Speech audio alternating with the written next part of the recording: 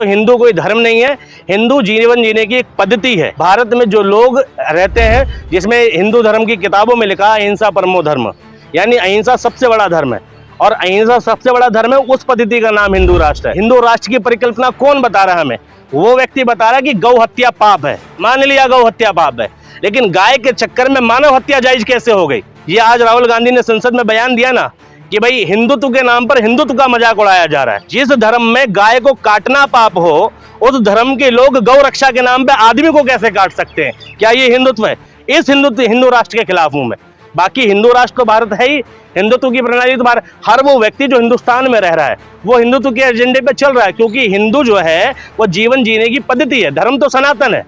राष्ट्र, अगर सनातन धर्म की बात करोगे, सनातन राष्ट्र की, तो मैं कहूंगा ये देश धर्म से नहीं चलेगा। लेकिन अगर तुम हिंदू राष्ट्र की बात करोगे, क्योंकि हिंदू जीवन जीने की पद्धति है, वो लोग जो सिंधु घाटी के किनारे रहते थे, जिनका खान पान यहाँ के जलवायु का अकॉर्डिंग होता है, ठीक है भाई, किसी भी आदमी का रहन सहन और खान पान उधर की जलवायु पर निर्भर करता है। विदेशों में सूअर तक खाया जाता है, इंडिया में साग सब्जी खाई जाती है क्योंकि इंडिया में साग सब्जी है। दूसरे देशों में मांस खाया जाता है क्योंकि वहाँ साग सब्जियाँ नहीं है। जिस तरीके से संसद के अंदर शपथ लेते हुए असदुद्दीन ओवैसी ने जय फलस्तीन का नारा दिया, उसको आप कैसे देख रहे हैं? मैं उसको वैसे ही देख रहा हूँ जैसे अंधभक्त इजराइल का सपोर्ट कर रहे हैं। अंधभक्तों की दिक्कत ये है कि वो अपने पापा को भूल जाते हैं। अंधभक्तों को याद रखना चाहिए अटल बिहारी वाजपेयी का 1977 वाला बयान, जब उन्होंने कहा था कि इजराइल को फ़िलिस्तीन की जगह छोड़नी पड़ेगी, अरबों की ज़मीन वापस करनी पड़ेगी। मुझे ये समझ नहीं आता कि फ़िलिस्तीन भारत का दुश्मन देश तो नहीं है, और किसी दोस्त का समर्थन करना देश में देशद्रोह या संसदीय मर्यादा को लांघना तो होगा नहीं। तो मैं ये समझता हूँ कि भाई असदुद्दीन ओवैसी ने एक मैसेज देने की कोशिश करी है उन लोगों को जो फ़िलिस्तीन के अगेंस्ट एक एजेंडा चला रहे हैं कि भारत फ़िलिस्तीन के अगेंस्ट है। वो ये बताना चाह रहे हैं कि भारत फ़िलिस्तीन के साथ है। भारत फ़िलिस्तीन को दवाइयों की सप्लाई भी करता रहा है, फूड सप्लाई भी कर रहा है युद्ध के दौरान ही। तो ये भाई अंधभक्तों को समझना चाहिए कि ऐसा कुछ नहीं है। भारत सरकार फ़िलिस्तीन के फेवर में है और फ़िलिस्तीन पुराना साथी है इंडिया का। लेकिन लगातार जो है असदुद्दीन ओवैसी का विरोध हो रहा है। आपने देखा होगा कई संगठन जो सड़कों पर उतरकर असदुद्दीन ओवैसी का विरोध कर रहे हैं, कह रहे हैं इनकी सदस्यता रद्द होनी चाहिए। विरोध का कारण है असदुद्दीन ओवैसी का धर्म। ये विरोध इसलिए नहीं हो रहा, ठीक है। अब ये एक मैंने ट्वीट देखा था, किसी अंधभक्त का ट्वीट था कि एक बार इजराइल जाऊँगा ज़रूर, कि इजराइल की मिट्टी में ऐसा क्या है कि वहाँ गद्दार पैदा नहीं होते। तो अंधभक्त खुद ही गद्दार हैं देश के, और उन्हें इजराइल में गद्दार नहीं दिखते।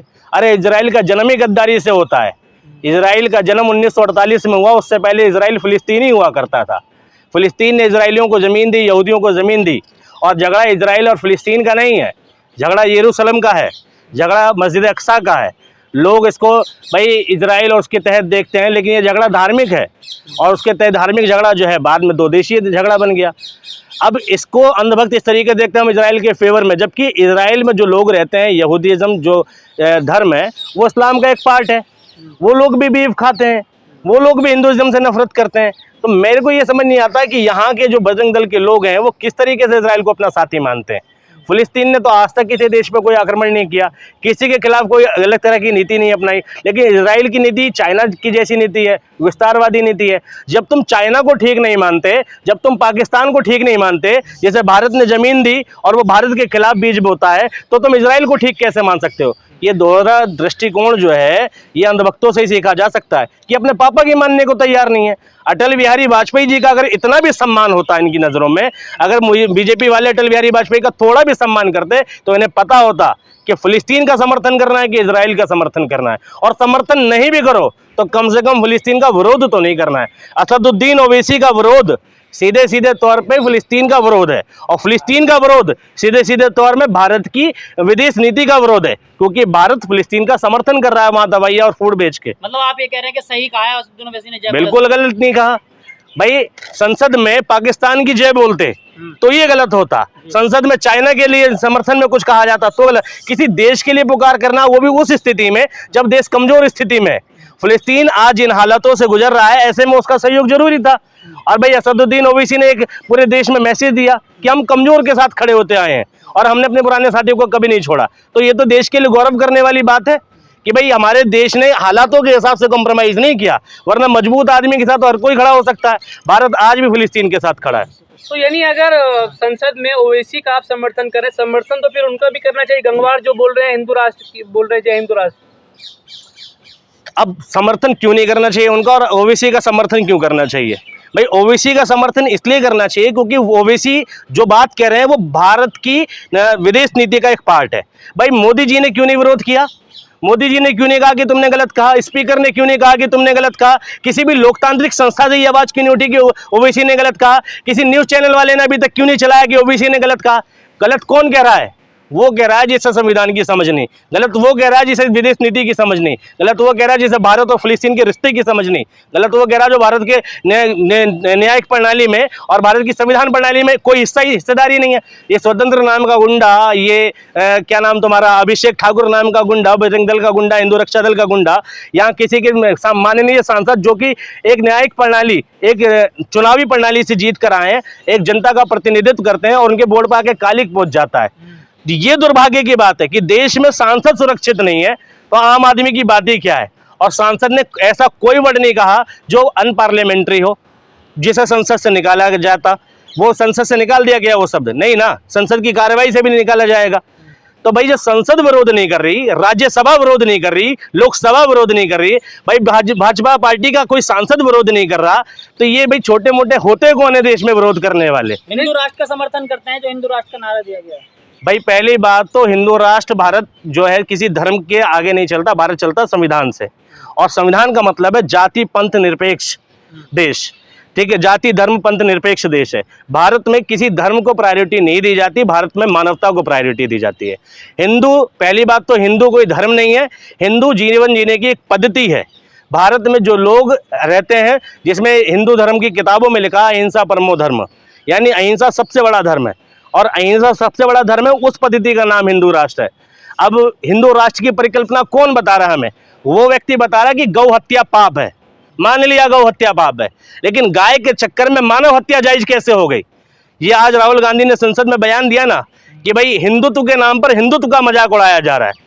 जिस धर्म में गाय को काटना पाप हो, उस धर्म के लोग गौ रक्षा के नाम पे आदमी को कैसे काट सकते हैं? क्या ये हिंदुत्व है? इस हिंदू राष्ट्र के खिलाफ हूं मैं।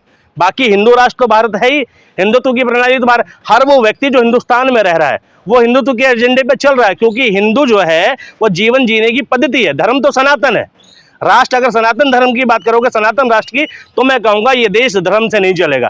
लेकिन अगर तुम हिंदू राष्ट्र की बात करोगे, क्योंकि हिंदू जीवन जीने की पद्धति है, वो लोग जो सिंधु घाटी के किनारे रहते थे, जिनका खान पान यहाँ के जलवायु का अकॉर्डिंग होता है। ठीक है भाई, किसी भी आदमी का रहन सहन और खान पान उधर की जलवायु पर निर्भर करता है। विदेशों में सूअर तक खाया जाता है, इंडिया में साग सब्जी खाई जाती है क्योंकि इंडिया में साग सब्जी है। दूसरे देशों में मांस खाया जाता है क्योंकि वहाँ साग सब्जियां नहीं है। तो लेकिन क्यों लगाया? जब शपथ लेनी चाहिए थी, शपथ लेके अपने घर जाते। हाँ। जय फिलिस्तीन बोलने का मतलब क्या है? बताया ना मैंने कि जय फिलिस्तीन बोलने का सीधे सीधे तौर पे ये मतलब है कि भारत फिलिस्तीन का समर्थन करता है। भारत अपने किसी भी साथी को मुसीबत के वक्त में अकेला नहीं छोड़ता, और भारत की सदैव ये पॉलिसी रही है कि हम किसी से बैर नहीं रखते और किसी से दोस्ताना भी नहीं तोड़ते। इराक युद्ध में जब इराक और अमेरिका का युद्ध हुआ था, उस टाइम पे टीवी की हेडलाइन थी बुश बेलगाम अड़ियल सद्दाम। उस टाइम पर भी इंडिया ने अमेरिका का विरोध नहीं किया था, लेकिन ऐसा नहीं है कि इराक का समर्थन भी नहीं किया था। भारत के नेताओं ने कहा था कि इराक पर ज्यादती हुई, इराक के साथ गलत हो रहा है, और बहुत लोगों ने इराक की मंदी मंदी आवाज में इराक का समर्थन करने उस टाइम भी किया था। और भारतीय मीडिया भी लगातार इराक को एज ए विक्टिम दिखा रहा था, और वास्तव में वो विक्टिम था भी। तो ऐसा नहीं है, हम अगर इजराइल का विरोध नहीं कर रहे तो हम फिलिस्तीन का समर्थन भी नहीं कर रहे। हम फिलिस्तीन का समर्थन कर सकते हैं क्योंकि इजराइल भी हमारा एक पार्ट है, इजराइल भी हमारा एक दोस्त है, और फिलिस्तीन भी हमारा दोस्त है। लेकिन इजराइल से पुराना साथी फिलिस्तीन है। अटल बिहारी वाजपेयी ने 1977 में कहा था कि इजराइल ने जमीन कब्जाई है। आप इनके जो मेन लीडर हैं अटल बिहारी वाजपेयी गलत थे। अगर ये भक्त सही है तो अटल बिहारी वाजपेयी गलत हुए, और अगर अटल बिहारी वाजपेयी सही है तो ये भक्त गलत हुए। तो ये बीजेपी तय कर ले कि इनके शीर्ष नेता गलत थे या इनके भक्त सही हैं। लेकिन ये कहा जा रहा है कि असदुद्दीन ओवैसी माफी मांगे, आप उसका समर्थन करते हैं? माफी मांगे? बिल्कुल माफी नहीं मांगनी चाहिए, माफी मांगने का सवाल ही नहीं है। ऐसा कोई वर्ड नहीं कहा उन्होंने जो अनपार्लियामेंट्री हो। लेकिन ओवैसी साहब कह रहे हैं मैंने जो कहा वो सही कहा है। बिल्कुल सही कहा है उन्होंने, कुछ गलत नहीं कहा। माफी मांगने का कोई सवाल नहीं होता। भाई उन्होंने पाकिस्तान जिंदाबाद के नारे नहीं लगाए, फिलिस्तीन की जय बोला है, और वो भी उस स्थिति में कि जब फिलिस्तीन को समर्थन की जरूरत है। फिलिस्तीन की आवाज़ यूएन तक गूंजनी चाहिए, भारतीय पार्लियामेंट से यूएन तक वो मुद्दा जाएगा, और जिसके तहत शायद फिलिस्तीन के बारे में कुछ चर्चा हो जाए यूएन में। लेकिन लोग कह रहे हैं कि ओवैसी खाते भारत में हैं, गाते फिलिस्तीन का है। हाँ, तो ऐसे तो भैया कुछ अंधभक्त भी हैं जो बार बार हिंदू राष्ट्र का सपना दिखाते हैं और फिर कहते हैं भाई वैसे तो चाइना का विरोध करते हैं, लेकिन फिर जब बात आती है, देखो चाइना में मुसलमानों पे ये है, चाइना में एक पुष्पेंद्र करके कोई प्रोफेसर है, पता नहीं कैसे प्रोफेसर हैं वो बताते हैं चाइना में देखो मस्जिदें नहीं बनती, चाइना में मुसलमानों के साथ ये, चाइना में वो है, चाइना ठीक कंट्री है, मगर वही चाइना इंडिया की ज़मीनों पर कब्जा कर लेता है। तो भारत में ऐसी दोहरी मानसिकता वाले लोग तो कदम कदम पे मिलेंगे, उनकी छोड़ दो, उनसे कुछ लेना देना नहीं है भारत का। तो यानी आप कंधे से कंधा मिला के खड़े हैं ओवैसी साहब के साथ? मैं नहीं, सारा भारत खड़ा है। हर वो भारतीय जो सेक्युलर है, हर वो भारतीय जिसके दिमाग में संविधान चलता है, हर वो भारतीय जिसके दिमाग में धर्म का धंधा नहीं चलता, वो भैया असदुद्दीन ओवैसी के साथ। क्या आप भी लगाएंगे जय फिलिस्तीन के नारे? बिल्कुल, जय फिलिस्तीन, क्या इसमें दिक्कत है? फिलिस्तीन की जय बोलना क्या दिक्कत की बात है? मुझे बताओ, आज हमारे देश में, हमारा देश जो है रशिया का साथी है, कल को रशिया से किसी की दुश्मनी होगी, रशिया का झगड़ा होगा, हम जय रशिया भी बोलेंगे, हम रूस की जय बोलेंगे। हमारा जो साथी है वो भैया अमेरिका भी है, हमारा जो साथी है दुबई भी है, अगर दुबई पर आक्रमण होगा तो हम जय दुबई भी बोलेंगे। तो भारत के जो साथी है उनका साथ देना भारत की पुरानी प्रथा।